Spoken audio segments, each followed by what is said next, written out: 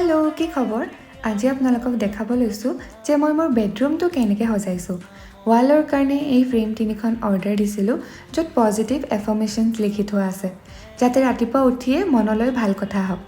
আৰু এই বেডছাইড টেবুলখন মই বিচনাৰ কাষত থ'বলৈ অৰ্ডাৰ দিছিলোঁ কিন্তু অলপ ওখ হোৱাত ভাবিলোঁ এনেকৈ সজাওঁ বেছি ধুনীয়া লাগিব ন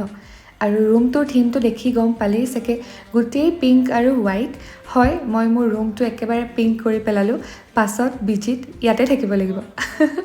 আচলতে মই মোৰ সৰুকালৰ সপোনবোৰ পূৰণ কৰি আছোঁ এনেকৈ পিংক ৰুম এটাৰ থকাৰ বহুত মন আছিল এতিয়া চান্স পাইছোঁ যিহেতু সজাইছোঁ